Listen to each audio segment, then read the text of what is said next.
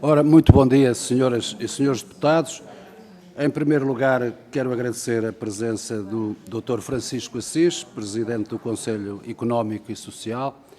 Como sabem, esta audição foi pedida pela própria Comissão e pela Mesa e Coordenadores, não é pedida por nenhum partido em especial, porque é uma das audições que consideramos quase institucional para esta matéria. Portanto, houve 3 reuniões que eram por nós consideradas institucionais e imperativas, as 2 Assembleias Regionais da Madeira e dos Açores e o SES, e, portanto, neste sentido, vou desde já passar a palavra ao Dr. Francisco Assis.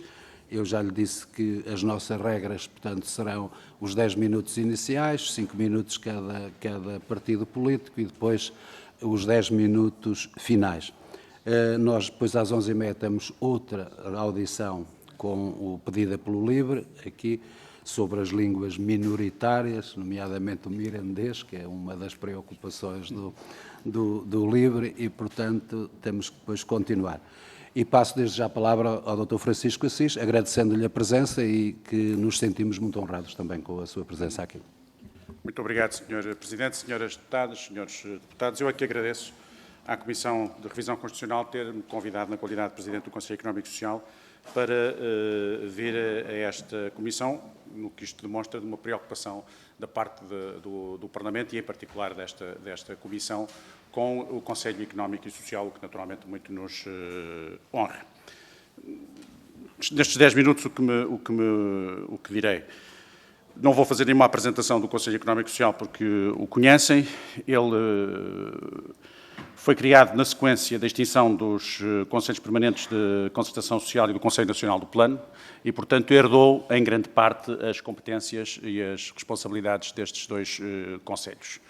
Está visivelmente mais associado ao processo de concertação social, porque acolhe a Comissão Permanente de Concertação Social, e é isso que normalmente dá mais visibilidade ao Conselho Económico e Social. Portanto, acolhemos, o Presidente do SES tem presença nas reuniões da concertação social, embora não tenha direito de voto, e mesmo no uso da palavra está mais ou menos estabelecido que o deve fazer com alguma ponderação. Isto não fala todas as reuniões, tem um poder mais informal, no sentido de procurar promover alguns consensos, quando é caso disso, ou promover alguns esclarecimentos, e intervém, seja ele quem for, no caso eu, intervenho apenas em momentos excepcionais. Entendo que há alterações, do meu ponto de vista, a fazer, mas não são alterações com relevância constitucional ao nível do processo da concertação social, porquanto me parece que o nosso processo de concertação social enferma de várias insuficiências e até algumas insuficiências graves. Devia ser um processo, o Conselho Económico e Social deveria estar dotado de uma espécie de observatório que fizesse o enquadramento permanente da situação económica, social e serviço de suporte a todo o processo negocial que vai decorrendo ao longo do tempo e que, ao mesmo tempo, pudesse monitorizar o processo, a aplicação dos acordos que são alcançados na concertação social. E não dispomos, de facto, de nada disto. Portanto, o que acontece ali é há um diálogo constante, permanente, tripartido entre o Governo, as confederações sindicais e as confederações patronais, mas que não tem, do meu ponto de vista, depois o suporte que deveria ter e que tem noutros países, nomeadamente no SES espanhol, vou aliás visitá-lo no dia 26 de setembro, para recolher alguma informação. Mas isso não tem relevância constitucional, porque não é preciso mexer minimamente na Constituição para alterar isso. As outras dimensões que nós temos. Uma dimensão que naturalmente nos está acometida, que vem do Conselho Nacional do Plano, que é uma dimensão de sermos um órgão consultivo da administração, um consultivo, portanto, somos um órgão, julgo, de muita importância no conjunto da administração consultiva do Estado português, e nós temos procurado, nos últimos anos, reforçar essa ação consultiva, quer respondendo atempadamente às consultas que nos são feitas. Há algumas consultas obrigatórias. A única que é obrigatória em resultado do texto constitucional é sobre as grandes opções do plano, o que também é resultante da circunstância em que o Conselho Económico e Social foi criado, do tempo, da época, do que aquilo significava. O Governo, obrigatoriamente, tem que se consultar o SES antes de apresentar as grandes opções do plano aqui na Assembleia da República. Em bom rigor, até o SES deveria chamar a participar no próprio processo de elaboração das grandes opções do plano. Verdadeiramente isso nunca aconteceu com governo nenhum. E também tenho consciência, porque já fui vários anos deputado, que não é propriamente o parecer do SES aquilo que é depois mais valorizado aqui no Parlamento quando se faz a apreciação das grandes opções do plano. Tão pouco as grandes opções do plano, do meu ponto de vista, alguma vez foram muito valorizadas aqui no Parlamento. Mas aí, de facto, é essa a nossa única obrigação constitucional. Depois também temos a solicitação da Comissão de Orçamento e Finanças aqui da Assembleia da República. Nós pronunciamos sobre as propostas do Orçamento do Estado, pronunciamos-nos sobre as Contas Geral do Estado, todos os anos, portanto, são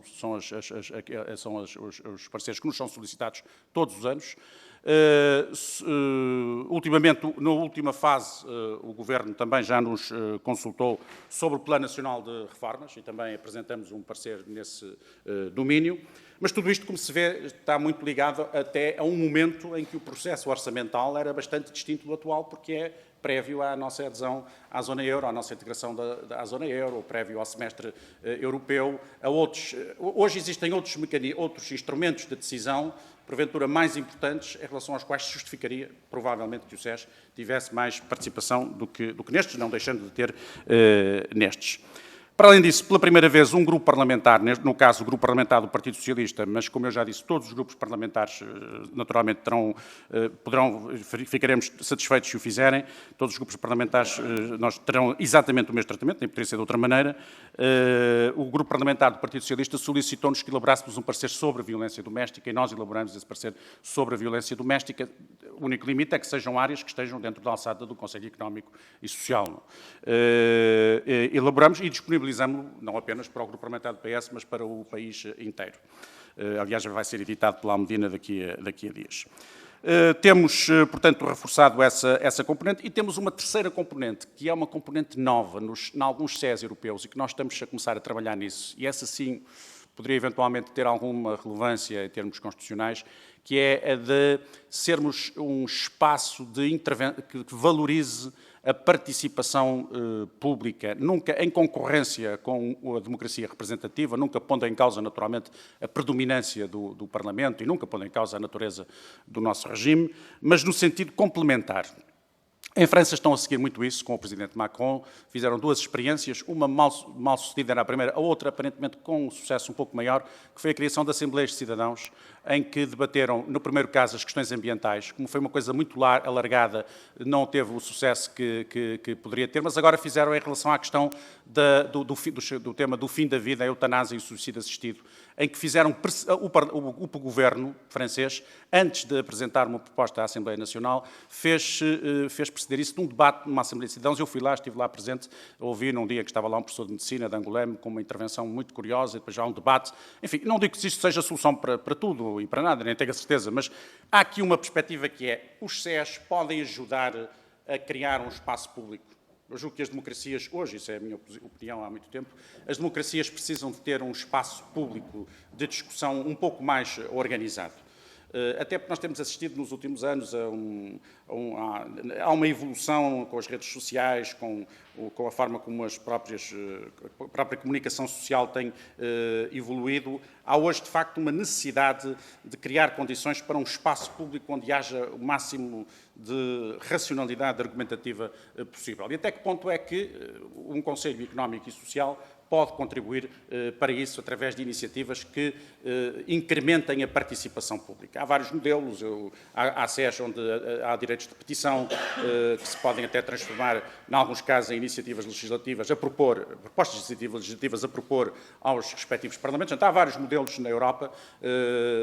Há vários casos de estudo, há de facto estudos de direito comparado sobre isso. A nossa preocupação é até que ponto é que nós poderíamos encontrar, de facto, aqui uma solução que abrisse as portas para a criação de outros mecanismos de participação. Em relação aos temas, nós temos três grandes áreas, temos, para além da concertação social, nós temos uma comissão especial ligada às questões económicas, de políticas, acompanhamento das políticas económicas e sociais, que é aquela onde habitualmente há mais trabalho. Temos uma comissão de desenvolvimento regional e ordenamento do território, que pensamos que poderá integrar, há hoje uma nova preocupação com os temas ambientais, não é? De facto, não há nada ali de específico em termos das questões ambientais, embora haja uma presença muito forte dos ambientalistas no plenário do SES. O SES tem um plenário com 76 pessoas, representativas de vários setores da sociedade civil, porventura desatualizado, isso é uma questão que remete para a lei, não remete naturalmente para a Constituição. E depois temos, portanto, mas é uma matéria em que nós poderemos, e temos uma comissão que é uma comissão de natalidade, que nós entendemos que já foi, é uma solução posteriormente apresentada por iniciativa de um grupo parlamentar, que é do PSD, que apresentou na altura uma proposta e foi aprovada aqui na Assembleia da República. A ideia que temos, até pelo trabalho que temos desenvolvido, é que seria interessante passar mais para uma comissão de demografia, não é? Uma abordagem mais geral da questão demográfica, envolvendo desde as questões da natalidade até às questões da terceira idade. Portanto, hoje há problemas gravíssimos, demografia, alterações demográficas e as suas consequências económicas e sociais. E, evidentemente, estamos abertos a que sejam criadas outras comissões. Eu penso que há aqui mudanças estruturais a fazer no Conselho Económico e Social, não são mudanças com relevância constitucional. Por último, queria frisar que talvez fosse interessante salientar o SES tem funcionado com independência e as pessoas que têm presidido o SES, todas elas, têm agido sempre no sentido, e eu julgo que também o tenho feito, mas não falando de mim, os outros têm feito sempre no sentido de preservar a independência do Conselho Económico e Social em relação a todos os poderes e a todas as oposições, não é? Porque isto da independência tem que ser em relação a todos. Mas, de facto, uma garantia adicional no próprio texto constitucional de independência do Conselho Económico e Social era uma coisa que talvez merecesse a pena ser refletida, porque reforçaria isso, até porque depois vão-se colocar outras questões práticas da autonomia administrativa e financeira do SES. Portanto, depois, na prática, nós, em termos muito concretos, o relacionamento que temos mantido com o Governo, desse ponto de vista, tem sido um relacionamento institucionalmente muito correto e tem havido compreensão para a necessidade de atender às necessidades do SES. Tem, de resto, um orçamento muito pequeno. Tenho tido a preocupação também de não pedir, de não solicitar o aumento do orçamento por solicitar, é sempre mediante justificações previamente apresentadas, mas a verdade é que nós dependemos muito, um SES pode ficar muito dependente do Governo. E imaginemos um caso de um Governo que queira, pura e simplesmente, anular a ação do SES, é muito simples, limita completamente em termos orçamentais, as dotações orçamentais enviar para o Conselho Económico e Social e limita, neutraliza completamente a ação do SES. Muito obrigado, já passei os 10 minutos, muito obrigado. Muito obrigado também, e não passou nada, isto o tempo foi praticamente cronometrado, aliás já Sérgio, não é? Tudo com rigor e com transparência, e portanto vou passar agora aos senhores deputados, começando pelo partido mais votado, pelo Partido Socialista, e dou a palavra à senhora deputada Alexandra Leitão. Muito obrigada, Sr. Presidente. Cumprimento o Dr. Francisco Assis, Presidente do Conselho Económico e Social. Muito obrigada por estar aqui na Comissão e cumprimento naturalmente todos os colegas deputados. Esta revisão constitucional, tal como foi apresentada designadamente no projeto do Partido Socialista, é aquilo a que se pode chamar uma revisão constitucional de uma certa continuidade, no sentido que entendemos que esta Constituição, avançada como foi a data em que foi feita, tem permitido vários avanços do ponto de vista da nossa democracia, do nosso Estado de Direito Democrático, o que não significa, naturalmente, não só que não possa sempre ser melhorada, como até em algumas dimensões atualizada, e estou a referir-me a aspectos que têm a ver, por exemplo, com direitos de natureza ambiental ou com direitos relativos e aspectos relativos à transição digital. No que toca a uma parte mais institucional, onde o Conselho Económico e Social, que tem assento, que é um órgão com assento constitucional, se integra, e aquilo que julgo que já nos deixou, aliás, pistas na sua intervenção inicial, mas que gostava de colocar, prende-se exatamente com três questões principais. A primeira, e como digo, já avançou nessa linha, é como é que o Conselho, nesta modalidade ou noutra, pode servir ou pode ser um mecanismo de participação da sociedade a vários níveis, não só económico, não é? Ele está um bocadinho acantonado à lógica económica, mas noutras linhas, deu a pista da participação democrática, da organização enquanto forma de participação democrática, que sabemos que é algo que precisa de ser, enfim, dinamizado na sociedade portuguesa, outras formas de participação democrática daquilo que se chama normalmente a sociedade civil, ou seja, fora do estrito funcionamento dos partidos. E, portanto, esta é uma primeira dimensão. Como é que, mexendo eventualmente na Constituição, ou até não, mas é uma ocasião também importante para o ouvir sobre a própria possibilidade de alterar a legislação ordinária, ou seja, aqui referiu vários aspectos, que nem sequer passam por necessitar de mexer na Constituição, mas podemos revisitar ao nível da legislação ordinária. Portanto, que outros aspectos, há até uma proposta que fala, por exemplo, da dimensão ambiental, que já está lá um bocado íncita, mas que, mas mais do que isso, a lógica da participação política, da participação cívica. Por outro lado, portanto, a primeira pergunta é ao nível destas funções, que outras funções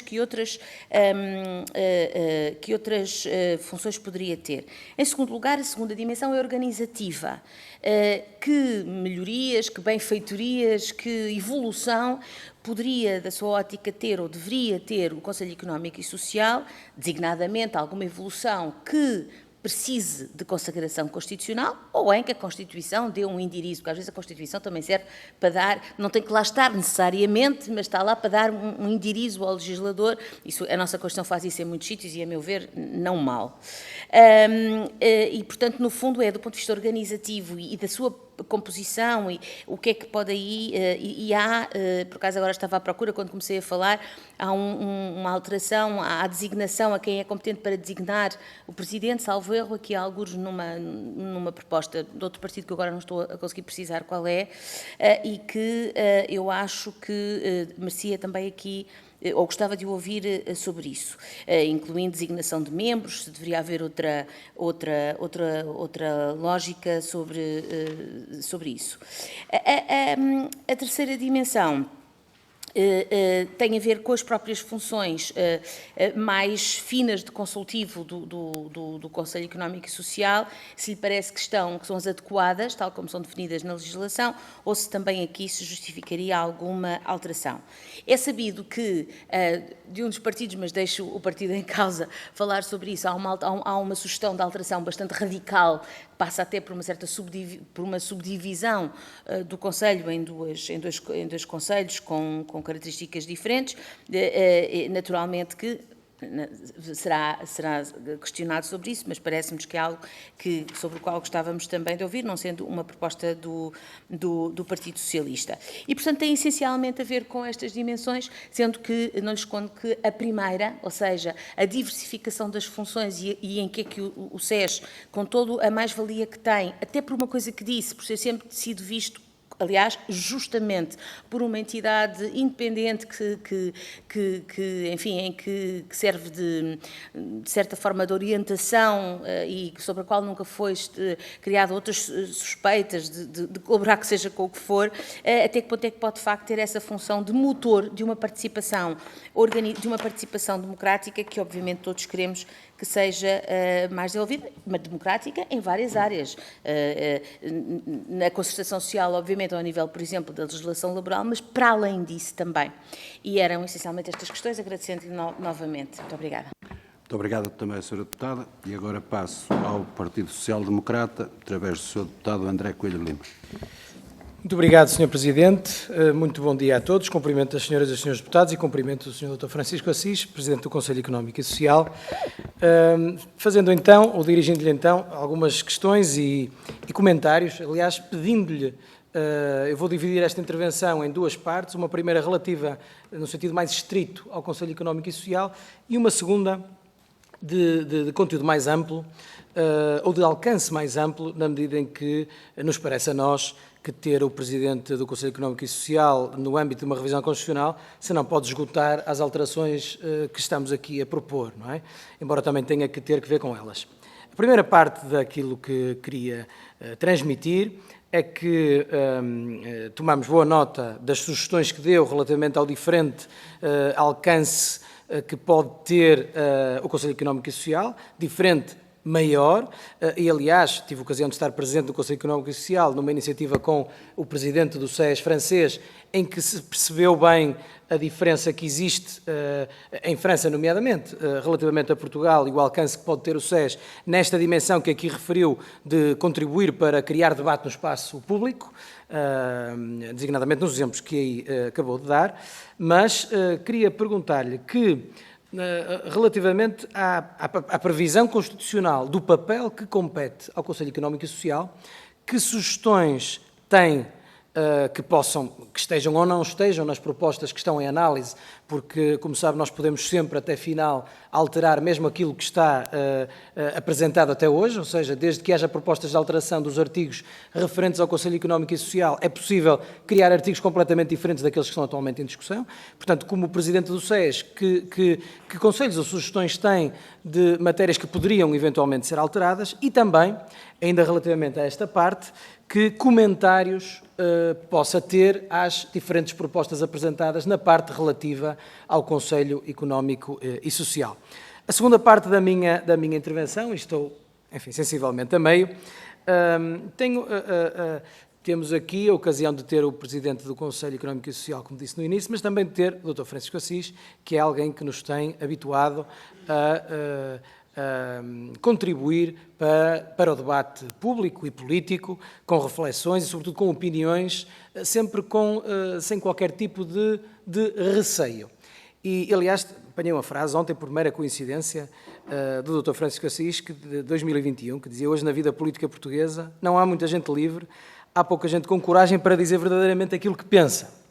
Que é uma frase em que, se me permite, eu me revejo completamente. E por isso queria ouvi-lo também a partilhar connosco as reflexões que eventualmente tenha sobre aquilo que é a base de uma Constituição de um Estado liberal, como é o nosso, que é assente fundamentalmente no princípio da separação de poderes, na separação efetiva entre os poderes, e perceber-se também que comentário tem relativamente à importância e até à equidade de escrutínio efetivo e de fiscalização efetiva relativamente a todos os poderes. As sociedades liberais assentam fundamentalmente nesta divisão e assentam naturalmente também na possibilidade desse escrutínio e fiscalização a todos, atendendo àquela que é a sua importância na organização do Estado de Direito. E, portanto, queria também ouvir o comentário que tem relativamente a essa matéria, porque é, no fundo,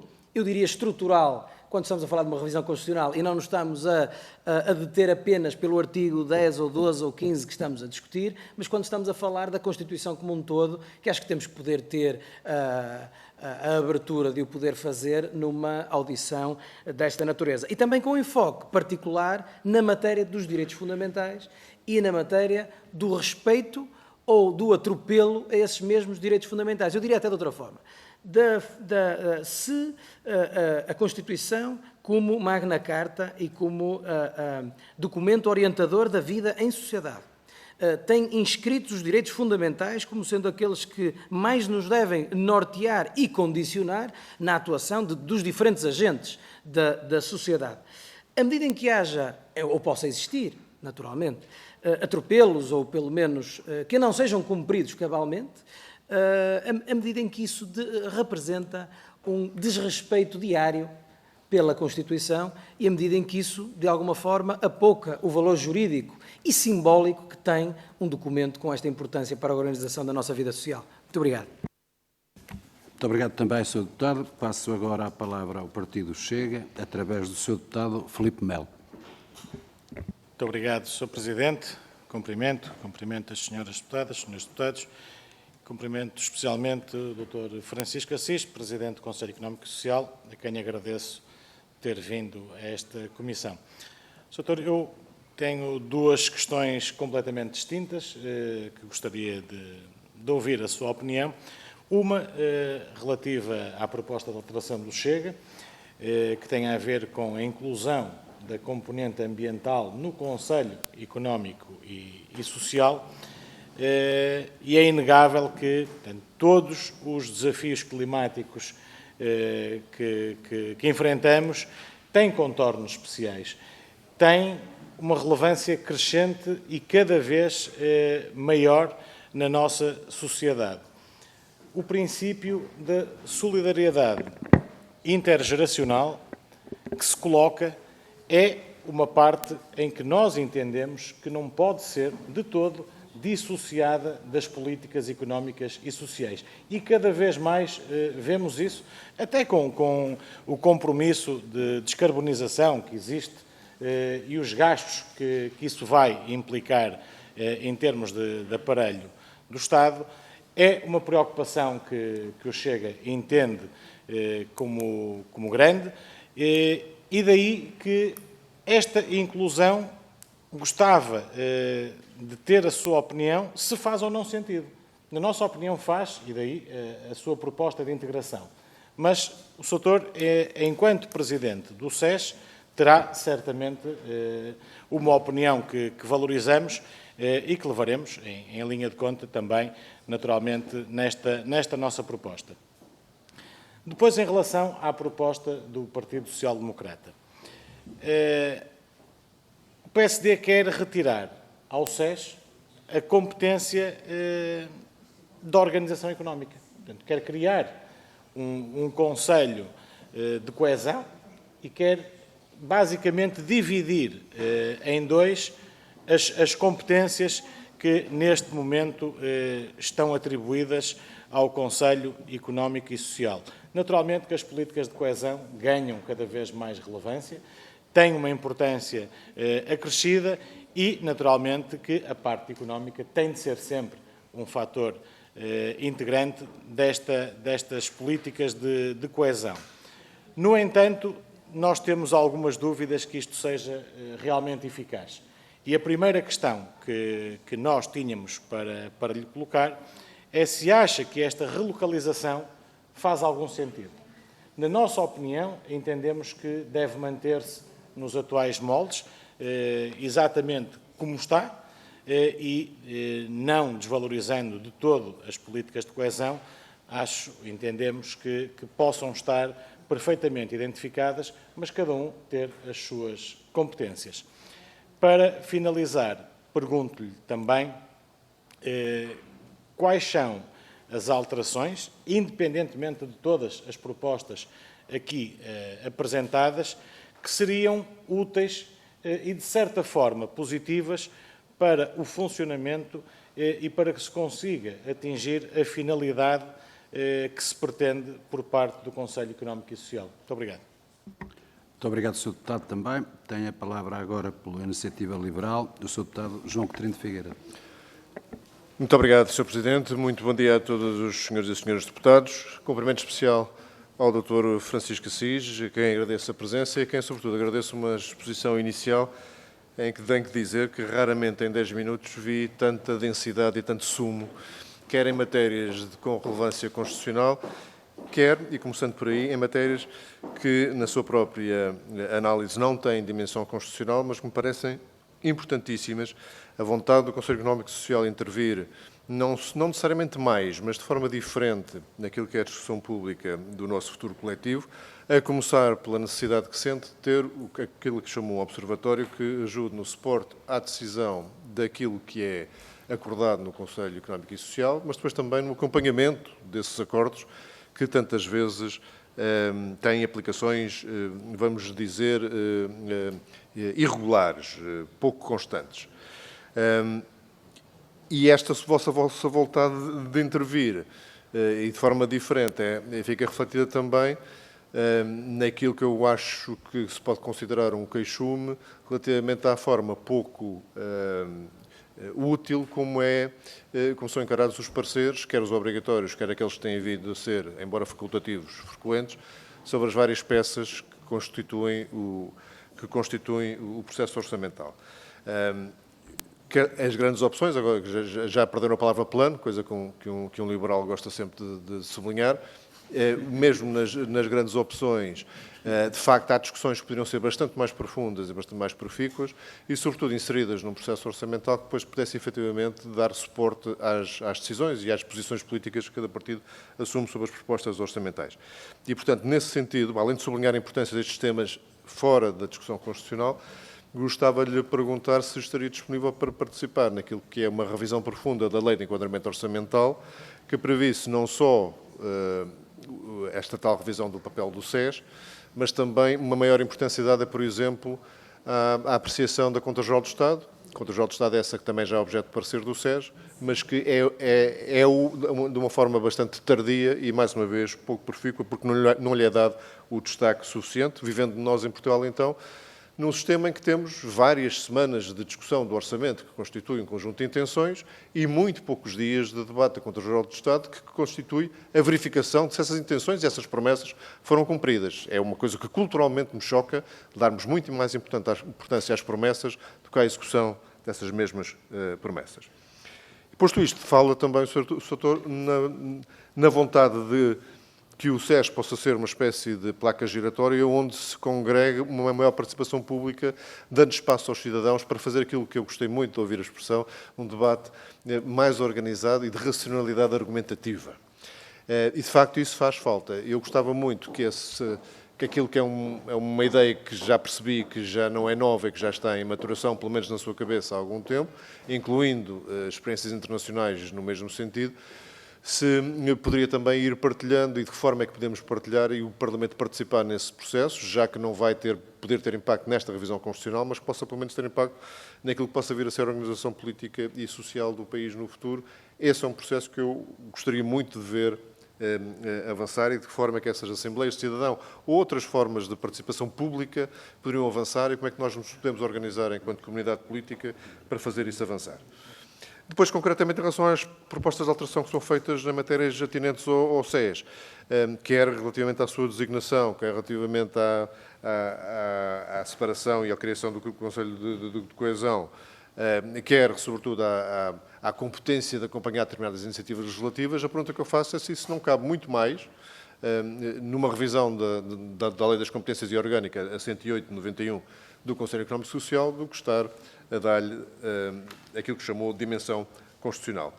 E termino, como comecei, agradecendo muito os contributos para a reflexão que aqui nos trouxe e que em 10 minutos raramente vi feito com tanta clareza. Muito obrigado. Muito obrigado também, Sr. Deputado. E agora passo ao Bloco de Esquerda, através da Sra. Deputada Catarina Martins. Muito obrigada, Sr. Presidente. Cumprimento todas e todas. Agradeço ao Dr. Francisco Assis estar aqui hoje. Queria deixar 3 notas. O Bloco de Esquerda não apresenta nesta revisão constitucional propostas sobre o funcionamento do SES, como se sabe. Mas temos acompanhado as suas reflexões sobre essa necessidade e gostamos de o poder fazer e que essa reflexão seja trazida. Há aqui uma tensão para nós complicada de resolver e que tem a ver com o facto de muitas vezes, e isto não tem a ver com direito constitucional, seguramente não tem a ver com a Constituição da República Portuguesa, na forma como foi avançando a decisão política e o próprio debate parlamentar, se ter reservado à concertação social uma série de opções, nomeadamente sobre política laboral e mesmo sobre decisões de política económica, que do nosso ponto de vista não têm de estar na concertação social, porque devem ser a opção de quem foi eleito para ter um programa para o país, até porque, com todas as dificuldades, uma democracia representativa será sempre mais representativa, ainda assim, do que a desigualdade dos poderes em confronto na concertação social face a um poder económico que, representando menos pessoas, vai ganhando cada vez mais poder face aos trabalhadores que estão, e no momento em que estamos a viver em Portugal, tanto de dificuldades de desindicalização, de precarização das relações do trabalho, de cada vez um maior número de trabalhadores sem contratação coletiva, uma contratação coletiva a ser renegociada quase sistematicamente em baixo, ou seja, há aqui um desequilíbrio complicado e, portanto, é difícil aceitar que uma democracia possa entregar tantas decisões a uma esfera onde o desequilíbrio é cada vez mais claro. Por outro lado, é verdade que essa esfera e esse papel é importantíssimo.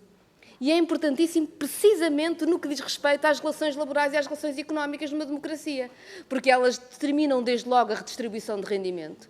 e por isso determinam desde logo as condições de liberdade de cada um e de cada uma, as condições de dignidade de cada uma das pessoas e mais as condições da própria existência do Estado Social e do seu financiamento, que é a condição própria da democracia. E é nesta tensão que olhamos um pouco para o Conselho Económico e Social. Dito isto, não queríamos que o Conselho Económico e Social perdesse este centro, sendo certo que achamos que questões como as questões ambientais e outras são cada vez mais importantes em todos estes debates. E fazer de conta que não são é, aliás, aumentar problemas. E eu diria que este é, se calhar, um problema para o qual nós não temos uma proposta ou uma solução, temos vindo a acompanhar as reflexões que faz, reconhecendo esta tensão e esta necessidade de atualização. Queria fazer-lhe perguntas sobre dois temas muito específicos, que não sendo sobre a organização do SES, seguramente terá alguma visão sobre o que se está a passar. Uma é sobre o trabalho. A nossa Constituição da República Portuguesa tem, nós ontem estivemos a ouvir o professor João Guial Amado sobre isso, ele dizia bem, direitos, liberdades e garantias dos trabalhadores e, portanto, tem uma força neste âmbito que é importante e que nós reconhecemos e que não queremos mudar. A questão é saber se uma Constituição, que é sempre filha do seu tempo, é capaz hoje de acompanhar o que foi uma evolução até tecnológica da economia e se, não acompanhando e não prevendo esse acompanhamento, não pode ser uma Constituição que, formalmente defendendo os direitos dos trabalhadores, tem todas as condições para que eles sejam materialmente incumpridos, sem que sejam formalmente incumpridos. E estou a falar, por exemplo, da necessidade de previsão de mecanismos como a transparência dos algoritmos, que hoje determinam muito do que é decidido do ponto de vista económico e laboral e que não estão plasmados numa lei ou numa norma que possa ser fiscalizada de uma forma normal para saber se cumpre a Constituição. Enfim, todas as questões de uma economia cada vez mais precarizada, de formas informais e que não são lidas, ou seja, não têm a previsão constitucional que outras matérias têm. Uma Constituição que prevê, aliás, tantas matérias do ponto de vista do trabalho e que é incapaz de olhar para estas. Uma segunda pergunta, nestes 30 segundos, tem a ver com as áreas em que nós consideramos que o nosso Estado Social é fundamental. Prevê a Constituição saúde, educação, segurança social, habitação que está por construir, mas prevê, e portanto há um objetivo do Estado na construção da sua democracia. Falava há pouco dos desafios demográficos. Não prevê a dependência e o cuidado. Não é uma questão só de envelhecimento. Uma democracia que se quer evoluída e uma democracia que se quer para todas as pessoas, seguramente terá de tratar de outra forma as pessoas que têm diversidade funcional e, com isso, algum tipo de dependência no seu cotidiano. Mas perguntava-lhe também se tem visão sobre se esta ideia da necessidade do apoio na dependência e a necessidade da constitucionalização de cuidados, dos cuidados, terem essa referência constitucional, não seria também uma atualização face à realidade que temos hoje? Muito obrigado, Sra. Deputada. Portanto, terminadas as intervenções dos grupos parlamentares, vou dar a palavra ao Dr. Francisco Assis para dizer o que entender sobre estas matérias. Muito obrigado. Muito obrigado, Sr. Deputado João Coutinho de Figueiredo, pelo elogio que me fez, mas eu sigo aquele velho princípio de que o que não conseguir dizer em 10 minutos, bem, não consigo dizer em meia hora, não é? Portanto, em certas matérias, claro, noutras podemos divagar. E, portanto, procuro, de facto, concentrar o máximo possível nas minhas intervenções. E vou fazê-lo de novo nesta resposta, começando pela Sra. Deputada Alexandra Leitão, do Partido Socialista, que coloca aqui variedíssimas questões. Primeira, a questão se justifica ou não justifica ampliar a área de competências do Conselho Económico e Social, ou melhor, as temáticas a abordar pelo Conselho Económico e Social. Eu entendo que, falando latamente económico e social, praticamente engloba tudo. Isso é verdade, não é? Latamente económico e social engloba tudo.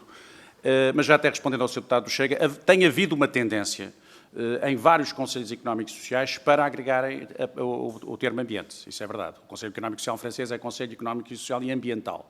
Até por influência da França, isso projeta-se em vários países francófonos em África. creio que há mais países europeus que fizeram essa opção.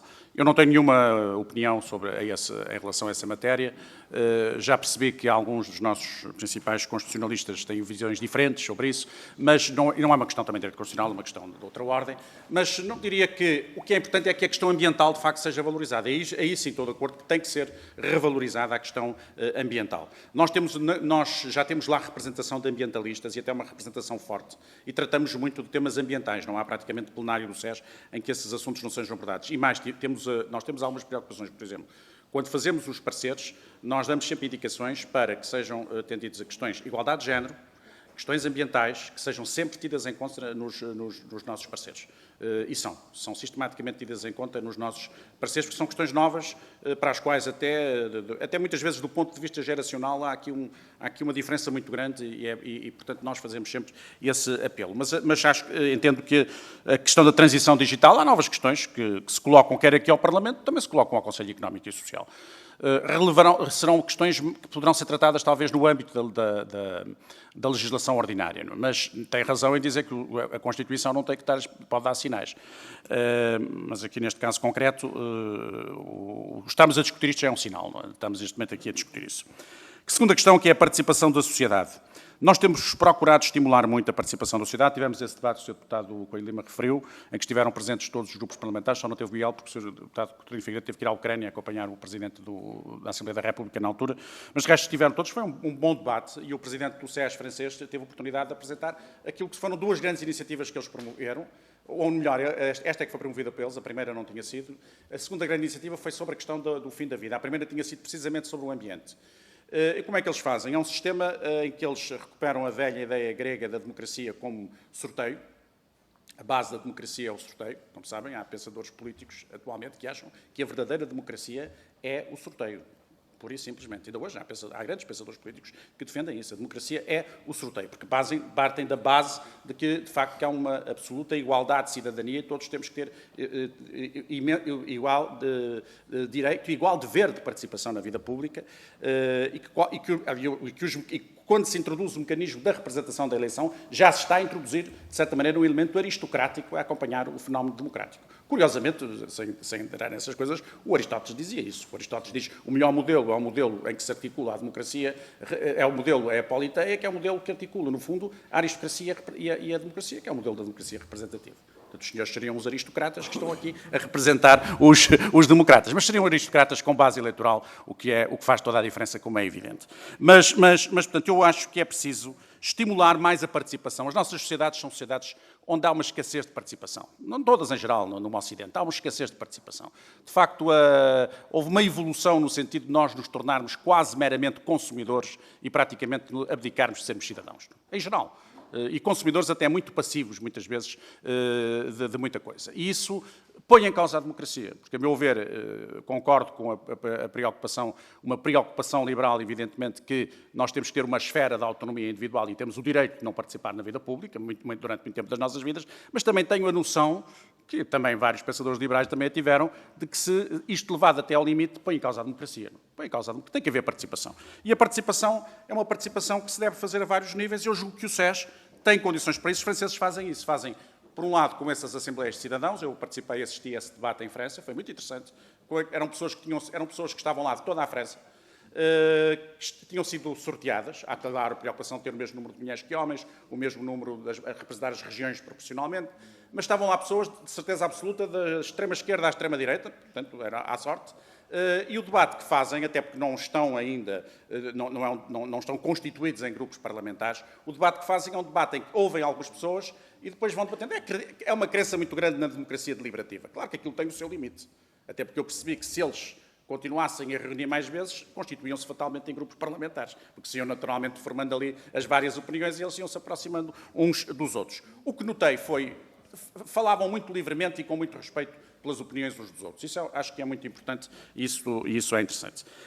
Acho que podemos avançar nisso. Quanto ao resto, concordo consigo quanto à questão de remeter para a gestão ordinária. O que é que eu acho importante? A questão da independência. Se for possível reforçar a questão da independência do Conselho Económico e Social, eu acho que isso é muito importante. É um sinal que se dá. Quanto à questão do Presidente ser eleito, há uma proposta do Presidente passar a ser eleito por maioria absoluta, não é? Ou por maioria de 2/3. Bem, eu não me quero pronunciar, são propostas partidárias. Acho que esta solução dos 2/3 tem a vantagem de exigir, de facto, aqui um amplo consenso na Assembleia da República e isso tem funcionado. Funciona bem num certo sentido, num outro pode impedir a eleição rápida de um Presidente. Já tivemos aqui momentos desses, eu próprio já participei em momentos em que tivemos dificuldade em encontrar uma figura que gerasse consenso. Depois lá acabamos por encontrar, quando eu era líder parlamentar do Partido Socialista. Mas não vejo, quer dizer, eu não diria que não é nenhuma prioridade do SES, mas não é nada comigo, isso é com a Assembleia da República. Portanto, creio que as questões que colocou foram estas. O senhor deputado André Coelho Lima coloca-me questões de outra ordem. Sobre o SES, as questões que me coloca são as questões... Desculpe que eu agora estou-me aqui a perder um pouco, porque sou... nos papéis sou um bocadinho desorganizado. Onde é que está aqui André Coelho Lima? Está aqui. As questões que me colocou foi a questão do Estado, em primeiro lugar, sobre o SES, a reflexão que faço é esta. Não é? Esteve lá outro dia e participou ativamente, aliás, e viu, e no fundo é isto. A grande questão, e julgo que até apreciou bastante, depois conversamos sobre isso, o que ali se viu. Acho que é interessante este modelo de estimular a participação democrática. Ela não se pode, de facto, não é pôr em causa o princípio da democracia representativa. Segunda questão. Essa já é mais complicada, porque essa é de outra ordem, eu reitero aquilo que tenho dito. Eu entendo que quando qualquer órgão, em primeiro lugar, evidentemente a nossa Constituição, que tem uma componente social e uma componente democrática ou social-liberal, portanto, agrega estas três dimensões, não é? E a parte liberal é a parte política, não é? De separação dos poderes, que é essencial, separação dos poderes e controle dos poderes uns pelos outros. É evidente, se estamos perante um caso em que constatamos uma grave disfuncionalidade no funcionamento de um poder, isso remete para o plano político. E julgo que os políticos não se podem furtar às suas responsabilidades. E do meu ponto de vista, como disse ainda ontem, e reportando uma coisa que ontem se passou, entendo que o que se passou anteontem em Portugal representa uma grave disfuncionalidade do funcionamento do sistema judicial, que do meu ponto de vista tem que ter abordagem política. Essa abordagem política, os políticos não têm que ter de receio de serem acusados, seja do que for, porque essa abordagem política não é no sentido dos políticos interferirem nas investigações, ou determinarem que investigações é que se fazem, ou como é que elas se fazem. Tem que ver com a estrutura, com a arquitetura do sistema.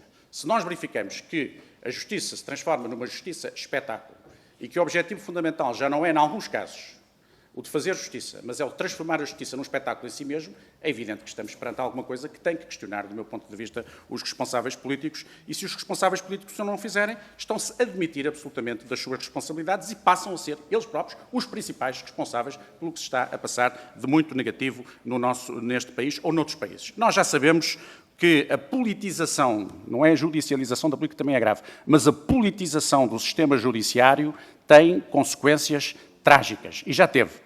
Em alguns países, não vou agora referir qualquer um destes países, mas já teve. Portanto, a minha resposta é esta. Em relação ao Sr. Deputado Filipe Melo, eu já respondi à questão ambiental, não há dúvida nenhuma que essa até tem sido a tendência, portanto, se tem sentido, tem. Qual é a minha opinião? Eu não tenho que ter nessa matéria opinião, acho que os senhores é que têm que decidir. Mas que tem sentido e que já foi abordado e que foi a tendência noutros países, foi. Sobre a questão da divisão do SES, eu não conheço bem a proposta do PSD, confesso, da criação do outro Conselho. Curiosamente, a pessoa no Conselho que me tem ajudado bastante a refletir sobre a alteração do Conselho Económico e Social é o professor Miguel Poiares Maduro, que também terá tido alguma coisa a ver com a proposta da revisão constitucional, e sei que ele em nenhuma circunstância quer desvalorizar o papel do SES, portanto, não me parece que vá nesse sentido. Agora, julgo que isto remete para outra questão. Em Portugal, a administração consultiva está demasiado dispersa. E isso, em primeiro lugar, custa dinheiro e é fonte de ineficiência. Portanto, eu julgo que uma maior concentração da administração consultiva, nomeadamente no SES, eu nunca nomeio nenhuma organização em concreto, porque isso é a melhor forma para não fazer nada, porque a seguir aquele que eu nomear vai dizer que queremos extingui-lo e que queremos apoderar-nos dos poderes dele. Portanto, isso é melhor não dizer nada e compete à Assembleia da República fazê-lo. Mas, portanto, a resposta é esta. Quanto ao Sr. Deputado João Coutinho de Figueiredo, estou inteiramente de acordo com as considerações que fez sobre a questão. Estamos disponíveis para participar na revisão da Lei de Enquadramento Orçamental, naturalmente. A Conta Geral do Estado, nós temos-la valorizado bastante. Se ler os nossos pareceres, são pareceres muito bem feitos. São pareceres em que há muito cuidado. Eu também estou de acordo consigo. É muito importante, quer dizer, nem percebo muito bem como é que se pode fazer a avaliação da política económica do país e orçamental do país, se não formos, de facto, depois ver a Conta Geral do Estado, onde está plasmado o que é que efetivamente se fez. Porque a nível do orçamento há uma certa liberdade criativa, que alguns ministros até usam com muita vontade, como todos sabemos ao longo dos anos. Não são todos, há uma certa criatividade. Quem acha que os economistas não são muito criativos engana-se. Mas a verdade é que isso tem que ser controlado depois. E é aqui. Nós temos bons pareceres sobre essa matéria. Quanto à senhora deputada Catarina Martins, eu percebo a sua preocupação, percebo inteiramente e até a compartilho. É interessante ver que, por exemplo, aqui hoje não há nenhum fantasma com o corporativismo, que foi a palavra que sou eu o primeiro que estou a usá-la nesta reunião. E havia antigamente, e com razão, porque o corporativismo estava associado a um determinado regime fascista, italiano, sobretudo, e em Portugal também ao regime anterior. Portanto, isso acabou. Portanto, não há corporativismos nenhuns, essa tese acabou. Quanto ao Conselho Económico Social, à Concertação Social, eu tenho sempre deixado claro o seguinte: é evidente que a sede da representação nacional é o Parlamento. E aqui é que são aprovadas ou rejeitadas as iniciativas legislativas, não é na concertação social. Isto é, o facto de alguma coisa ser acordada na concertação social não significa necessariamente que o Parlamento tenha que ser uma espécie de notário que vai ratificar aquilo. Nem o Parlamento deixa ser. Eu em tempos disso foi outra coisa, é que quando um governo assina um determinado compromisso, deve ter a preocupação, quando o está a assinar, de que tenha as garantias de que depois tem a capacidade de aprovação do mesmo no Parlamento. Ou então não o deve assinar. Que é uma coisa bastante diferente. Portanto, haver críticas, eu nunca fiz críticas ao Parlamento, poderei ter feito críticas ao Governo, mas ao Parlamento nunca fiz nem faço, porque o Parlamento é a última instância de decisão. Mas eu percebo a sua preocupação e também acho que nós podemos ter aqui um papel. É evidente que a nossa democracia não é uma democracia meramente política, é também uma democracia económica e social. A ambição, o projeto democrático tem uma componente económica e social. Para mim, e é por isso que não lamento muito, mas não sou liberal, eu considero que a igualdade está ao mesmo nível exatamente que a liberdade. Porque a verdade é que numa sociedade onde não é igualitarismo, que aqui ninguém defende com certeza, mas numa sociedade onde não há igualdade, verdadeiramente a liberdade rapidamente se perde, porque é uma sociedade aristocrática ou oligárquica. Não é? Portanto, eu nisso estou inteiramente de acordo com essa preocupação. Agora, uma sociedade onde não há liberdade é uma sociedade despótica. Não é? E também nós sabemos no que é que isso deu em todos os, vamos agora entrar nessa discussão, em todos os sistemas em que se aplicaram esses outros modelos. E também estou de acordo com o sentido que o conflito é inerente às sociedades. Eu não estou, a minha diferença com o Karl Marx nesse domínio não é no sentido da desvalorização do conflito. É que, contrariamente a ele, eu acho que ele nunca vai acabar. Enquanto ele achava que aquilo ia acabar numa sociedade terminal, utópica, no tal sociedade comunista, que eu acho que era a parte utópica, acho que o conflito nunca vai acabar. Ele faz parte das sociedades, é inerente. E esse conflito tem que ser assumido. E, evidentemente, no conflito há mais poderosos e há mais fracos. E aí eu até sigo as teses de um outro pensador, já agora, do Maquiavel, que dizia quem verdadeiramente desorganiza as sociedades, já o disse outro dia até, quem verdadeiramente desorganiza as sociedades não são os mais fracos, são os mais fortes. Porque os mais fortes têm sempre, ou quase sempre, o desejo de oprimir e os mais fracos lutam por não ser oprimidos. E nessa tensão, a tensão é desigual. E, portanto, quem são os verdadeiros desorganizadores da sociedade são os mais fortes. Daí essa necessidade de haver controle dos poderes. Os mais fortes podem ser os mais fortes politicamente, ou economicamente, ou socialmente, ou culturalmente. Não é? Também é um tipo de poder real. Portanto, eu sou muito sensível a isso. E se vir todos os nossos parceiros no Conselho Económico e Social, é por isso que eu faço sempre questão de dizer nós não nos limitamos à concertação social. Eu até gostaria que cada vez nós fôssemos mais do que a concertação social, porque nós fazemos muitos parceiros, os temas que estamos a abordar, migrações, a questão fizemos o da natalidade, em que o da natalidade não foi só na perspectiva do envelhecimento, foi na perspectiva dos direitos das pessoas também. De natalidade, migrações, habitação, produtividade, são temas económicos e são temas sociais em que estão presentes todas essas matérias e, felizmente, temos um conjunto de pessoas que representam os mais diversos setores da sociedade portuguesa e que têm em comum duas coisas. Primeiro, serem pessoas bastante capazes, do meu ponto de vista, e segundo, serem pessoas bastante livres. Por último, só e para terminar, fez referência ao ter dito que há poucas pessoas livres em Portugal, mas isto não é por estar aqui perante vós, não é mas aqui está uma grande concentração de pessoas muito livres em Portugal. As pessoas que eu fiquei muito contente por estar nesta comissão com estas pessoas, porque se há gente livre aqui em Portugal, na vida política, os que estão aqui nesta comissão são um bom exemplo disso mesmo. Basta ver o que escrevem nos jornais, o que dizem nas televisões, para perceber que isto aqui, de facto, há muita gente livre, felizmente, em Portugal. Quando digo essas coisas, às vezes até fico a pensar, isto até pode ser visto com uma certa arrogância, como se eu fosse agora a última referência de liberdade. Não sou. Há muita gente livre em Portugal. Também há muita gente com medo, é verdade. É importante é que os que têm liberdade não se deixem dominar pelos que têm medo. Muito obrigado. Muito obrigado, Sr. Dr. Francisco Assis. E obrigado por duas coisas. Primeiro, porque fomos disciplinados no tempo e na forma, e segundo, porque acho que a sua intervenção também contribuiu decisivamente para analisarmos estas questões de formas diferentes e com o brilhantismo que o caracteriza também. Muito obrigado. Está terminada esta e às 11h30 começaremos a outra. Muito obrigado. Muito obrigado.